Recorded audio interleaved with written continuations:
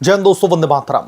ममता बनर्जी के लिए supreme court अब कोर्टरूम नहीं बल्कि एक बड़ा आईना बन चुका है, जहां पर उनकी तानाशाही, सत्ता के दुरुपयोग और केंद्रीय एजेंसियों को कुचलने की कोशिशें बेनकाब हो रही हैं।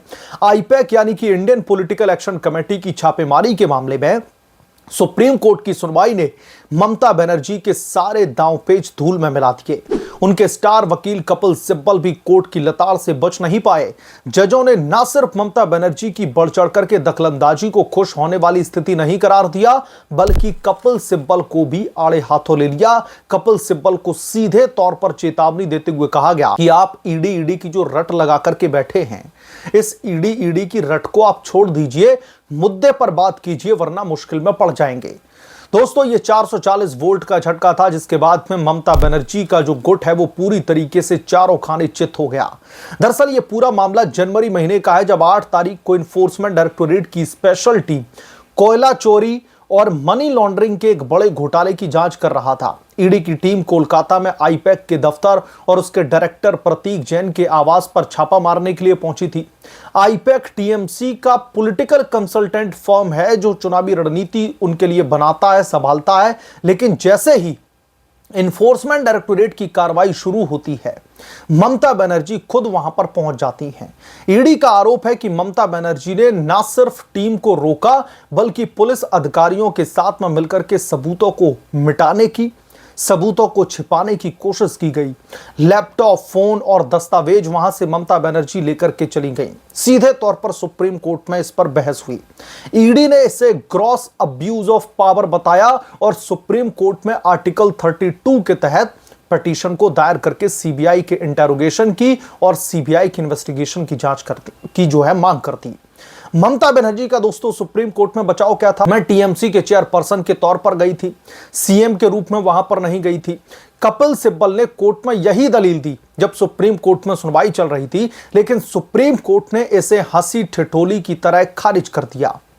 पहले सुनवाई में ही जस्टिस प्रशांत कुमार मिश्रा की बेंच ने कहा था, चीफ मिनिस्टर का रेड के दौरान घुस जाना वहां पर यह बहुत गंभीर मुद्दा है। और ईडी ने दोस्तों तमाम वीडियो सबूत के तौर पर पेश किए, जिसमें शांतिपूर्ण छापेमारी का दावा झूठा साबित हो रहा था। ममता बनर्जी जो कह रही थी, ममता बनर्जी के आने के बाद में सब कुछ अराजक हो गया और ईडी के अधिकारियों पर हमले के आरोप, एफआईआर दर्ज करने की कोशिश, सब कुछ ममता बनर्जी की सरकार की साजिश का हिस्सा बताया गया। फिर आता है दोस्तों 24 मार्च यानी कि कल का दिन, जब कोर्ट ने ममता बनर्जी और कपिल सिब्बल को एक साथ लपेट लिया। जस्टिस पीके मिश्रा और जस्टिस एनवी अंजरिया की बेंच के सामने पश्चिम बंगाल की सरकार ने याचिका की मेंटेनेबिलिटी पर सवाल खड़े कर दिए। कपिल सिब्बल, जो कि एक बहुत बड़े, जाने माने और महंगे वकील हैं, जो विपक्षी दलों के लिए केसेस लड़ते दिखते हैं, तो सिब्बल ने सुप्रीम कोर्ट में तर्क दिया कि ईडी आर्टिकल 32 के तहत याचिका दाखिल ही नहीं कर सकती, क्योंकि वैकल्पिक उपाय अभी भी उपलब्ध है। और उन्होंने यह भी कहा कि ईडी के अधिकारी का जो स्टैट्यूटरी ड्यूटी में बाधा डालना फंडामेंटल राइट का उल्लंघन नहीं है। लेकिन कोर्ट ने कपिल सिब्बल की इस ईडी वाली रट पर पूरी तरह से तुरंत रोक लगा दी। जस्टिस मिश्रा ने सख्ती से कहा कि ईडी की आप रट लगाना छोड़िए, सीधे मुद्दे पर आइए। मैं आपको चेतावनी दे रहा हूं, अन्यथा आप बड़ी मुश्किल में पड़ जाएंगे। आप ईडी को लपेटना बंद कीजिए। ईडी की जो आप माला जप रहे हैं ममता को बचाने के लिए, उसको बंद कीजिए। कोर्ट ने आगे तीखा सवाल किया कि अगर मुख्यमंत्री खुद जांच में दखल देते हैं तो ईडी किससे शिकायत करेगी? उसी राज्य सरकार को जिसका नेतृत्व मुख्यमंत्री कर रहे हैं। जस्टिस मिश्रा ने साफ कहा कि क्या इन्फोर्समेंट डायरेक्टोरेट के अधिकारी काम करते वक्त अपने फंडामेंटल राइट्स को खो देते हैं? कोर्ट ने ममता बनर्जी के एक्शन को अनहैप्पी सिचुएशन बताते हुए पूछा, कल कोई दूसरा मुख्यमंत्री भी रेड में जाकर के बीच में घुस जाए तो ईडी क्या करेगी? बस देखते रहे ईडी के अधिकारी, कोई एक्शन ना लें। कपिल सिब्बल ने राजनीतिक टाइमिंग का हवाला दिया, क्योंकि 2026 में बंगाल के चुनाव हैं, लेकिन कोर्ट ने उसे भी झाड़ लगा दी। हम चुनाव में पार्टी नहीं बनाना चाहते, ना ही किसी क्राइम में। कोर्ट का टाइमिंग तय करने का अधिकार कोई नहीं रखता। यानी कि सुप्रीम कोर्ट को भी पट्टी पढ़ाने चले थे कपिल सिब्बल अपनी चालाकी और सूझबूझ से, लेकिन सुप्रीम कोर्ट ने गजब लपेट दिया। कपिल सिब्बल ने कहा कि ईडी डिप्टी डायरेक्टर मौके पर नहीं था, इसलिए याचिका गलत है, लेकिन कोर्ट ने पलटवार किया। हर आरोप कुछ तथ्यों पर आधारित होता है। तभी जांच की मांग की जाती है। हम कुछ भी मान नहीं रहे, बस तथ्य देख रहे हैं। सीनियर एडवोकेट कल्याण बनर्जी ने भी ममता बनर्जी की तरफ से कोशिश की, लेकिन कोर्ट ने उन्हें भी रूल ऑफ लॉ और केशवानंद भारती केस का हवाला देकर के चुप करा दिया।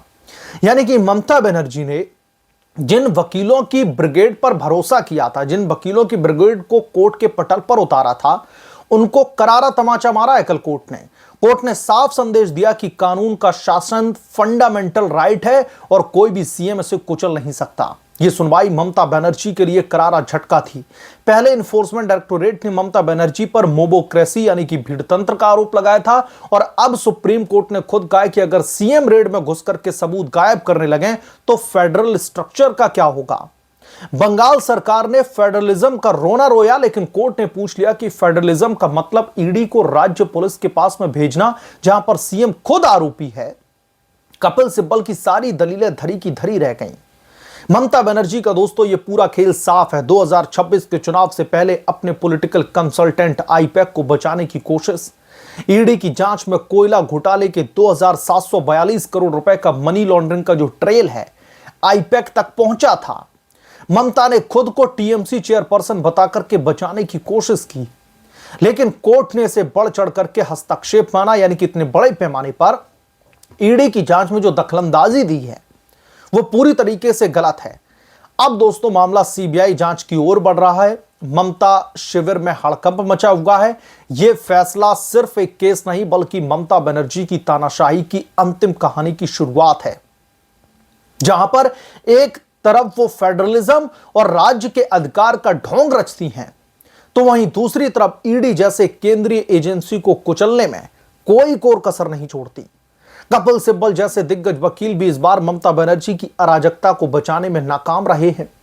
सुप्रीम कोर्ट में उन्होंने पूरी कोशिश की, एड़ी चोटी का जोर लगा दिया, फेडरल स्ट्रक्चर की बात कर ली, संविधान की बात कर ली, लेकिन सुप्रीम कोर्ट ने जो लताड़ लगाई वो पूरे देश को बता रही है कि कोई भी सीएम चाहे कितना भी ताकतवर क्यों ना बना रहे, कानून से ऊपर तो बिल्कुल भी नहीं हो सकता। और आज का सुप्रीम कोर्ट का यह फैसला ममता बनर्जी के लिए मैं कहूंगा 440 नहीं बल्कि 11,000 वोल्ट का झटका है।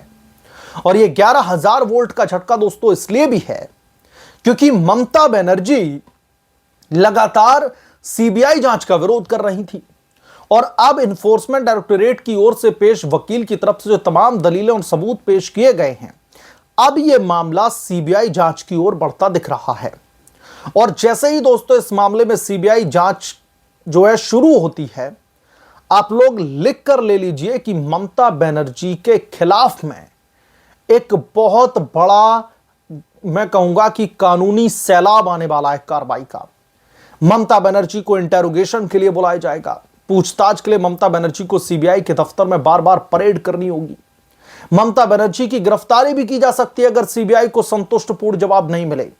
और चुनाव आते आते अगर ममता बनर्जी की गिरफ्तारी भी हो जाए या फिर जुडिशियल कस्टडी में भेज दिया जाए तो यह कोई बहुत बड़ी बात नहीं होगी, क्योंकि ममता बनर्जी की तरफ से जो क्राइम कमिट किया गया है, जो सेंट्रल एजेंसी की इन्वेस्टिगेशन में जो सीधे तौर पर उन्होंने हस्तक्षेप किया, दखलंदाजी की, ना सिर्फ दखलंदाजी की बल्कि तमाम सबूतों को टेम्पर करने की भी कोशिश की, तमाम सबूतों को वो रेड साइट से लेकर के रफू चक्कर हो गई। तो ऐसे में अगर ममता बनर्जी की गिरफ्तारी होती है और फिर जो विपक्षी दल है, खास तौर पर मैं यहां पर तृणमूल कांग्रेस की बात करना चाहूंगा, फिर अगर यह कहें कि पॉलिटिकल वेंडेटा के तहत ममता को सताया जा रहा है, पॉलिटिकल वेंडेटा के तहत ममता बनर्जी की गिरफ्तारी की गई है, चुनाव के मद्देनजर ममता को सलाखों के पीछे रखा गया ताकि टीएमसी की सरकार को गिराया जा सके, यहां पर कार्रवाई अपने हिसाब से चल रही है। सुप्रीम कोर्ट में बार बार सुनवाई की जा रही है और supreme court step by step follow कर रहा है। तो ऐसे में अगर ममता बनर्जी के खिलाफ में कानूनी हंटर चलता है और उस कानूनी हंटर की टाइमिंग बंगाल के इलेक्शंस की टाइमिंग से मैच करते हैं, तो इसको कोइंसिडेंस माना जाए, ना कि पॉलिटिकल वेंडेटा की कार्रवाई। यहां पर हमें समझने की जरूरत है, ममता बनर्जी को कलकत्ता हाई कोर्ट से लेकर के सुप्रीम कोर्ट तक हर जगह मुंह की खानी पड़ी है। हर जगह ममता बनर्जी चारों खाने चित हुई है, इस बात से इनकार नहीं किया जा सकता। बड़े बड़े उनके वकील भी चारों खाने चित हुए हैं।